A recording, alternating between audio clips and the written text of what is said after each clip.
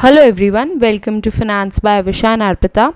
So we are starting with the first module, that is Introduction to the Stock Market, and we'll start with the first chapter, the need to invest. So we'll start with a simple example. मान लो आप 50,000 rupees per month कमाते हो और आपकी spending है 30,000. So 50,000 is your income. You spend 30,000 towards your cost of living, which includes housing, food, transportation, shopping हो गया, medical हो गया. आपके पास बैलेंस बचता है 20,000. ये आपका बैलेंस बचता है, that is not used and it's surplus. So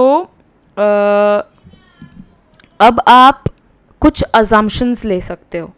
assume करो कि जो एम्प्लॉयर है he is kind enough to give you a 10% hike on your salary. तो आपका जो एम्प्लॉयर है they give you 10% hike on your salary every year वो आपको हाइक दे रहे हैं सैलरी पर. सेकंड, अज्यूम कर लो कि cost of living is likely to grow by 8% year on year, और cost of living that is going to increase at 8% year on year.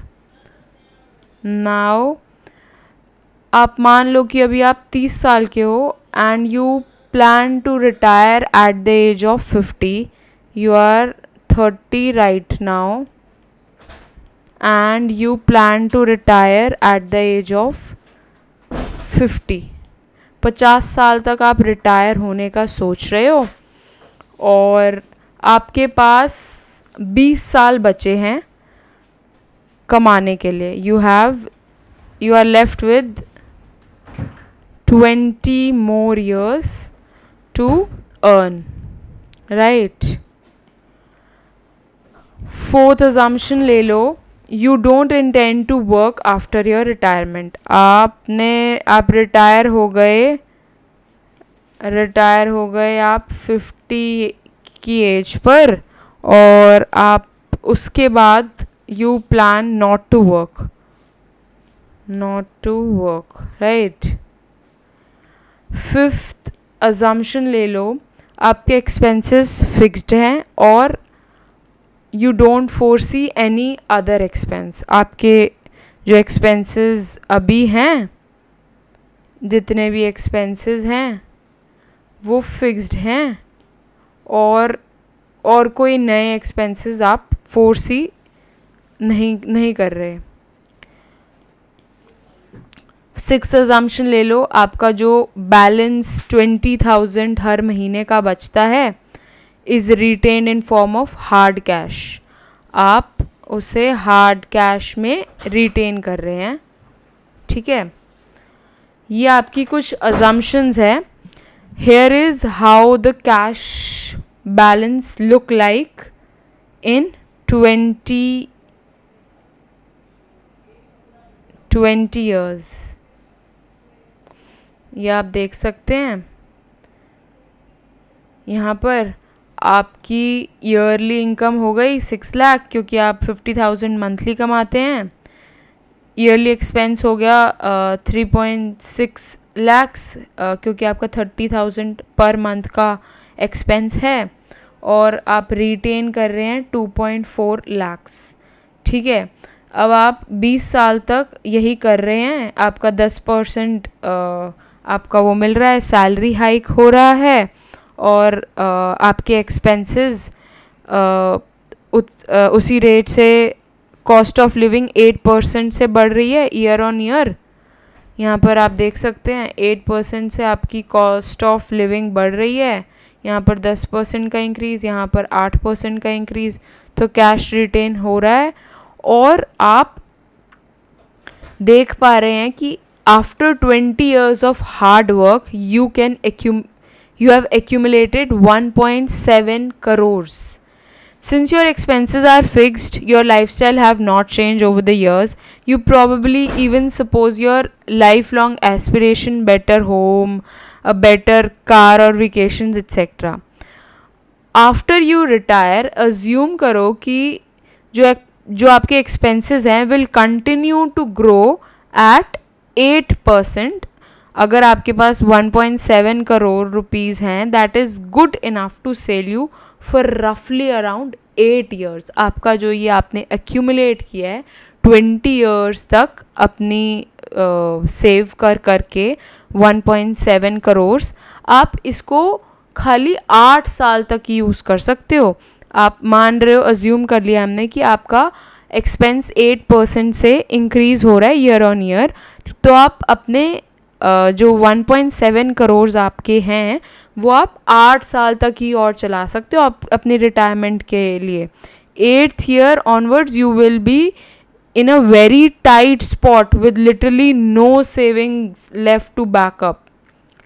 Now what would you do after you run out of your money in 8 years? अब आप क्या करेंगे? आपके पास 8 साल बाद आपके पैसे ख़त्म हो जाते हैं. How do you fund your life?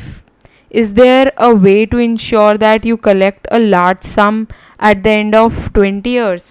अब कोई और तरीका है कि आपके पास थोड़े ज़्यादा पैसे हों 20 सालों बाद जो आपने accumulate किया ये खाली saving से. Now let's consider another scenario. You instead of keeping the cash idle, अब आपने cash idle नहीं रखा, जैसे आप हर साल सेव कर रहे थे, आप उस पैसे को इन्वेस्ट कर देते हो लेट्स से 12% पर एनम पे. For example in the first year you retain 2. आपने देखा यहाँ पर ये हमारे एग्जाम्पल में देखा आपने रिटेन करे थे 2.4 lakhs पहले साल में. देन यू अब आपने वो उसको इन्वेस्ट कर दिया 12% पर, तो आपके जो इनकम थी उसमें से आपने 2.4 lakhs वाले उसको रिटेन किया और आपने उसको इन्वेस्ट कर दिया. ठीक है. So let's say 12% per annum पर आपने उसको इन्वेस्ट कर दिया. For example in the first year you retain 2.4 lakhs, which when invested at 12% for 20 years yield for 2.07 crores at the end of 20th year. 20 सालों बाद वो 2.06 crores की worth होएगी. When with the decision to invest the surplus cash, your cash balance has increased significantly. पहला situation आपने देखा, आपने अपना कैश रिटेन करते रहे, सेव करते रहे over the years of time, तो आपका जब आपने ये पैसा इन्वेस्ट किया with the decision to invest the surplus cash, your cash balance has increased significantly. The cash balance has grown to, यहाँ पर आप देख सकते हैं 4.26 crores from 1.76 crores. This is staggering. 2.4 times the regular amount. This translates to you being a much better situation to deal with your post-retirement life. Now going back to the initial question of why invest. There are a couple of few compelling reasons one should consider investing. First reason is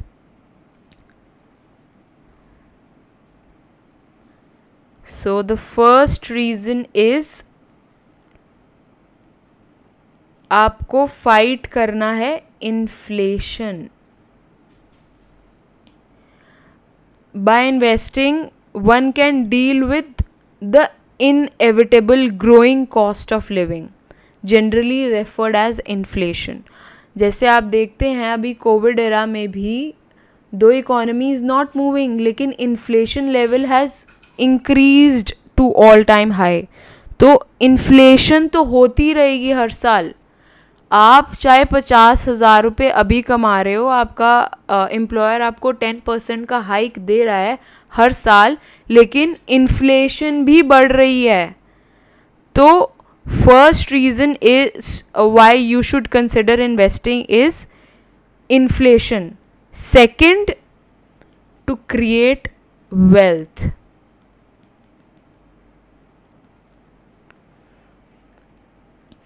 By investing, one can aim to have a better corpus by the end of the defined time period. यहाँ पर आपने पिछले example में देखा, अगर आप save करे जा रहे हो 20 साल तक तो आपका पैसा बढ़ नहीं रहा है, आपका पैसा 1 यहाँ पर आपने एग्जाम्पल देखा, यहाँ पर 1.78 करोड़ की वर्थ थी after working hard for 20 long years.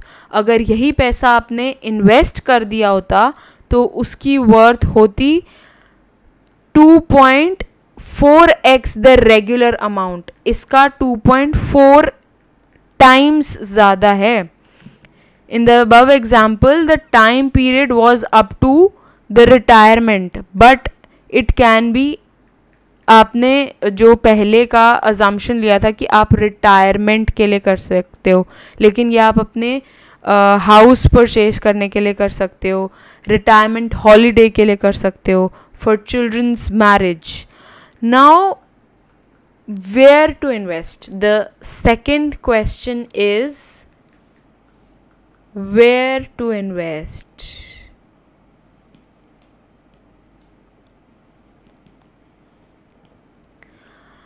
Having figured out the reason to invest, अब आपको पता चल गया है कि कितना इम्पॉर्टेंट है। एक रीज़न और रह गया, ये 2 रीज़न हो गए। पहला तो इन्फ्लेशन, हमें इन्फ्लेशन तो बढ़ रहा है हर साल, उसको हमने कंसिडर किया। सेकंड रीज़न हमने कंसिडर किया कि आपकी वेल्थ इंक्रीज़ हो रही है। Third reason is to meet financial aspirations, life की फाइनेंशियल एस्पिरेशंस के लिए भी इम्पॉर्टेंट है। नाउ अब आपको समझ आ गया कि इन्वेस्टिंग की इतनी ताकत है। आपको पावर ऑफ कंपाउंडिंग भी पता होगा कि over a period of time, यहाँ से आपको दिख गया कि over a period of time you accumulated so much of wealth by investing. Now question arises, where to invest? Where would one invest, and what are the returns one could expect by investing?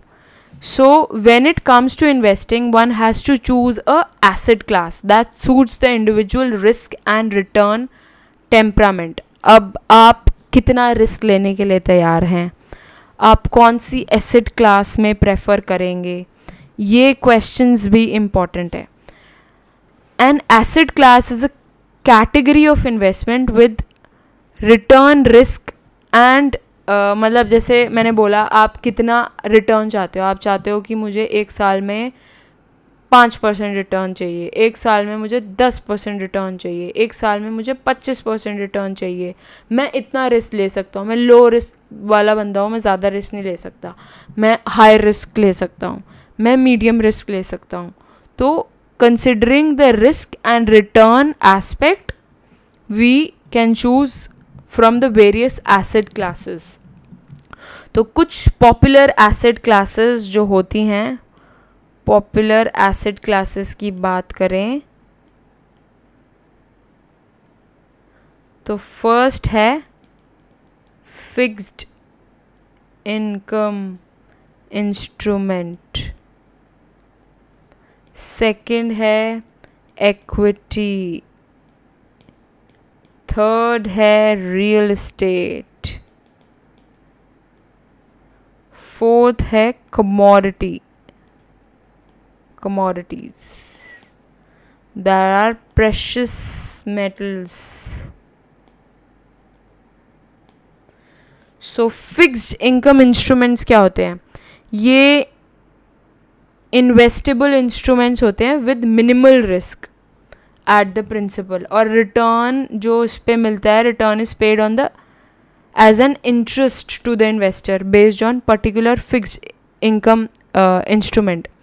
अब interest paid could be quarterly, semi-annually और annual intervals पे हो सकता है at the end of the term of deposit, also known as maturity period. The capital is returned to the investors. इसमें fixed income investment में क्या क्या आता है? Fixed deposit offered by the bank, bonds issued by Government of India, bonds issued by government related agencies like NHAI या bonds issued by corporates. As of June 2014, the particular return from a fixed income instrument varies from 8% to 11%.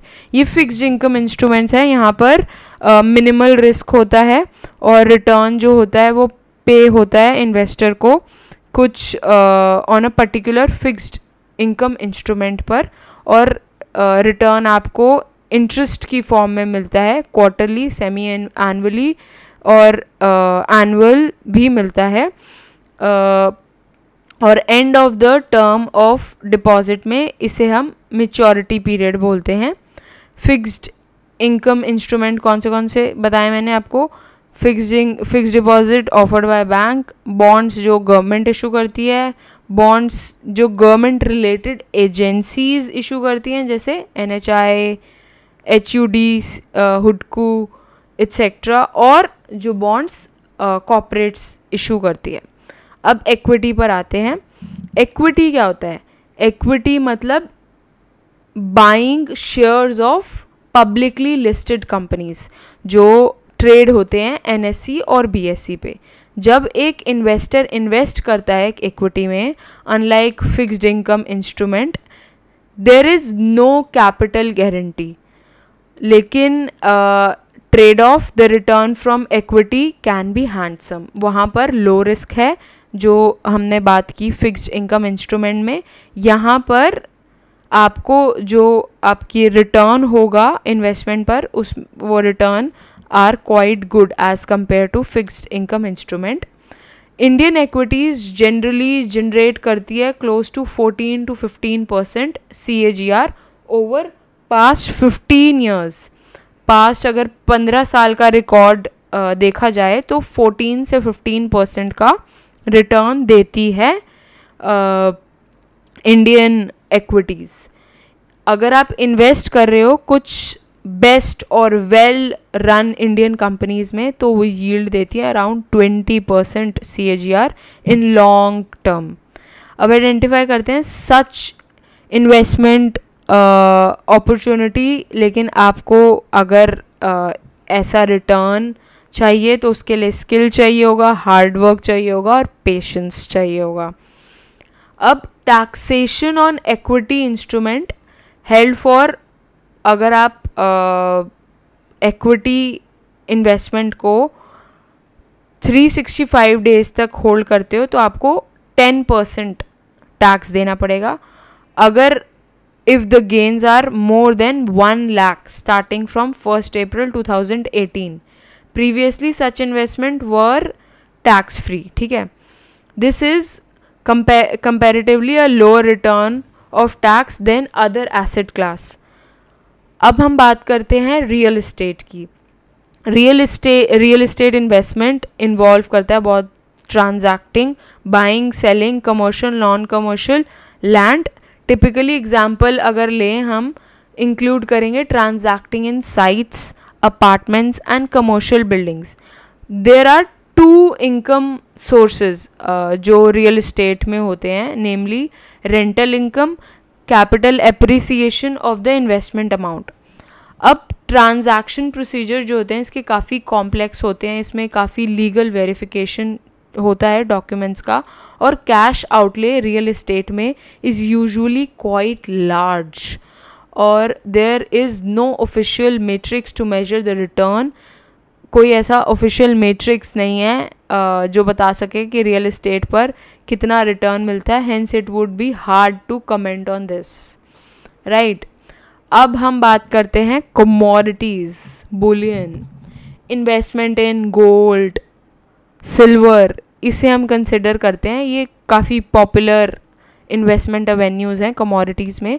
Gold और silver over the long period बढ़ते ही जा रहे हैं। अब आप अपनी मम्मा या पापा को बोलते सुनोगे कि हमने ये वाला गोल्ड इतने में ख़रीद लिया था इतने साल पहले, अब देखो गोल्ड की वैल्यू कितनी बढ़ गई है। तो investment in these metals have yield a CAGR return of approximately 8% over the last 20 years. 8% से लगभग इंक्रीज हुआ over the last 8 years. There are several ways to invest in gold or silver. One can choose to invest in form of jewelry or ETFs. Exchange traded funds में कर सकते हो या आप jewellery खरीद सकते हो। Going back to the initial example of investing, जो हमने पहले एग्जाम्पल देखा है, surplus cash would be interesting to see how much one would have saved by the end of 20 years, considering he can invest in any fixed income, equity or bullion, right? So by investing in fixed income तो average return मिलता है 9% का, तो corpus could grow to 3.3 crores। अगर investment होता जो मतलब ये वाला हमने एग्जाम्पल लिया, यहाँ पर हमने 12% का इन्वेस्टमेंट पे रिटर्न माना है। अगर ये फिक्स्ड इनकम में इन्वेस्ट हुआ होता तो उस पर हमें लगभग 8 से 9% का मिलता है। 9% का माने तो यहाँ पर फिक्स्ड इनकम में रिस्क भी कम होता है तो रिटर्न भी कम होता है, तो 9% का मानो तो 3.3 करोड़ ग्रो होते ओवर 20 ईयर्स में। अगर इन्वेस्टमेंट एक्विटी में किया होता तो उसका एवरेज रिटर्न होता है 15% पर एनम, तो corpus would have grown to 5.4 crore. इससे और ज़्यादा मिलता, क्योंकि 12% हमने एवरेज रिटर्न माना है, तो अगर आप एक्विटीज़ में करते तो 5.4 करोड़ होता। इन्वेस्ट करते अगर बुलियन में एट एन एवरेज ऑफ 8%, तो corpus could grow to 3.09 crore. Clearly यहाँ पर आपको पता चल गया, equity tend to give you the best returns, especially when you have a multi-year investment perspective. So things you need to know before you investing. आपको कुछ चीज़ें दिमाग में रखनी पड़ेंगी इन्वेस्ट करने से पहले। एक इन्वेस्टमेंट के बारे में देख लेते हैं। Investment optimally should have a strong mixture of, वैसे आपको सारा पैसा एक जगह नहीं लगाना, या तो इक्विटी में या रियल एस्टेट में या कमोडिटीज़ में। आप अपने रिस्क को डाइवर्सिफाई कर सकते हो अलग अलग एसेट क्लासेस में। आप कुछ बुलियंस खरीद सकते हो, कुछ एक्विटीज़ ले सकते हो और कुछ पैसा कहीं और लगा सकते हो। It is smart to diversify your investment among various asset classes. तो टेक्निक एलोकेट करने की मनी को ऑन डिफरेंट एसेट क्लासेस, इसे हम बोलते हैं एसेट एलोकेशन। एक इंस्टेंस लो, एक यंग प्रोफेशनल है, में उसके may have a higher amount of risk given his age for and years of investment available to him. एक यंग बंदा ज़्यादा रिस्क लेने के लिए तैयार होता है rather than a aged person. Typically investment should allocate around 70% of the investable income in equity. अगर आप यंग हो तो you can consider 70% of the investable income equity में डालो, 20% precious metals में डालो and rest in fixed income investment.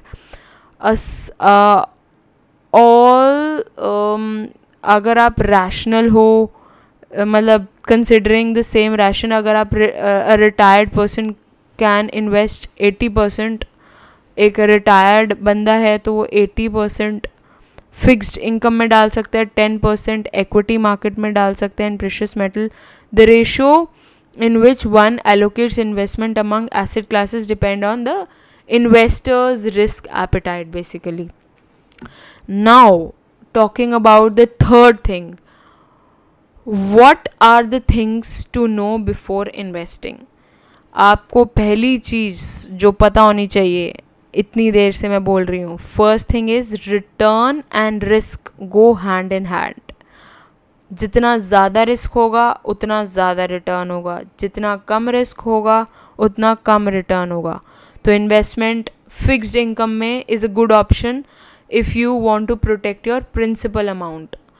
अगर if it's relatively less risky, it is relatively मतलब फिक्स्ड इनकम इन्वेस्टमेंट जो होते हैं वो रिलेटिवली लेस रिस्की होते हैं. और अगर आपको अपनी प्रिंसिपल अमाउंट बचाना है so you can probably invest in the fixed income investments. However, if you have the risk of losing money when you adjust the inflation return, for example, a fixed deposit which gives you 9% when the inflation is 10% means you are losing a net of 1% per annum. Fixed income investment जो होती है वो best होती है for ultra risk averse investors के लिए. अगर investment equity में है तो it's a good option. It is known to beat inflation over a long period. Inflation को बीट करता ही है ऑब्वियसली इक्विटीज़. हिस्टोरिकली देखा गया है कि इक्विटी इन्वेस्टमेंट जनरेट करता है क्लोज टू 14 to 15%. तो equity can be risky. Real estate बहुत ज़्यादा उसमें कैश का रिक्वायरमेंट होता है and can not be done with small amount. Equity में आप छोटे से SIP से भी इन्वेस्टमेंट कर सकते हो. Liquidity is another issue in real estate. You cannot buy and sell whenever you want. You always have to wait for the right time and the right buyer seller to transact with you. अगर आपने कुछ real estate ख़रीद लिया, अगर आप चाहते हो कि मुझे आज पैसा मिल जाए, मैं आज बेच दूँ ये, तो ऐसा नहीं होने वाला. It will take some time. They are not that liquid form of asset. Gold और सिल्वर रिलेटिवली सेफ़र होते हैं बट हिस्टोरिकली देखा गया है कि रिटर्न इन्वेस्टमेंट पर has been very encouraging. So, the key takeaways from the chapter. Key takeaways क्या है chapter से? First, investment is securing your future. Investment आपको secure करती है for your future. Investment in